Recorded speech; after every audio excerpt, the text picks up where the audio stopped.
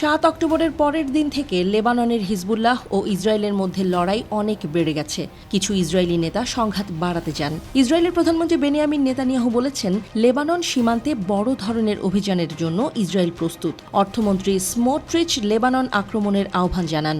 মার্কিন যুক্তরাষ্ট্র ইসরায়েলকে সতর্ক করে দিয়ে বলেছে, হিজবুল্লাহর বিরুদ্ধে ইসরায়েল যুদ্ধ শুরু করলে ইরানও এতে জড়িয়ে পড়তে পারে। বাইডেন প্রশাসন ইসরায়েলকে জানিয়ে দিয়েছে, এমনকি লেবাননে যদি একটি সীমিত স্থল আক্রমণও শুরু করে ইসরায়েলি সেনারা, তবে এমন ঘটনা ইরানকে উস্কে দেবে। ওয়াশিংটন বলছে, একটি ছোট আগ্রাসনও সিরিয়া, ইরাক এবং ইয়েমেনের যোদ্ধাদের হিজবুল্লাহতে যোগদানের মাধ্যমে একটি বড় যুদ্ধের পথ তৈরি করতে পারে। লেবাননে সম্ভাব্য যুদ্ধ গাজার যুদ্ধের চেয়ে ইসরায়েলকে বেশি প্রভাবিত করবে।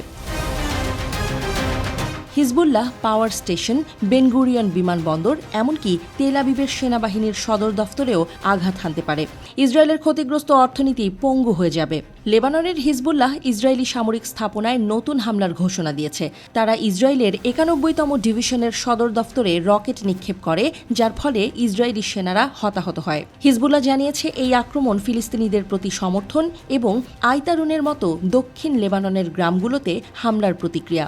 হিজবুল্লাহ আল রাহেব এবং মেতুল্লা সাইটগুলোতে ইসরায়েলি গুপ্তচর সরঞ্জামকে ধ্বংস করে দিয়েছে। তারা মিসাইল ব্যবহার করে ইসরায়েলি যুদ্ধবিমানকে লেবাননের আকাশসীমা থেকে বের করে দেয়। হিজবুল্লাহর রকেট আল বাগদাদির সাইটে আঘাত হেনেছে, যার ফলে ইসরায়েলি সেনারা আহত হয় ও সামরিক সাইটে আগুন ছড়িয়ে পড়ে। হিজবুল্লাহ যোদ্ধারা শেবা ফার্মে জেবডাইন ব্যারাককে টার্গেট করে এবং জারিত ব্যারাকের কাছে ইসরায়েলি সৈন্যদের ওপর গোলাবর্ষণ করে। ইসরায়েলি সামরিক বাহিনী জানিয়েছে যে এলকোশ বসতিতে হিজবুল্লাহর হামলায় একজন সেনা নিহত এবং 10 জন আহত হয়েছে। আল মায়াদিন জানিয়েছে যে 3 জন ইসরায়েলি সেনা নিহত হয়েছে। ইসরায়েলি মিডিয়া হামলাটিকে গুরুতর বলে অভিহিত করেছে, কারণ এলকোশ লেবানন সীমান্ত থেকে অনেক দূরে এবং ক্ষয়ক্ষতি ছিল প্রচুর।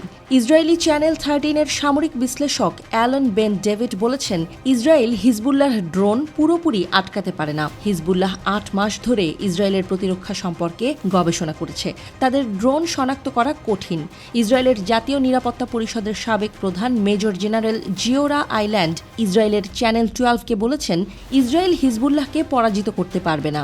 ইসরায়েল হিজবুল্লাহর বিরুদ্ধে যুদ্ধ ঘোষণা করলে প্রথম দিনই হেরে যাবে।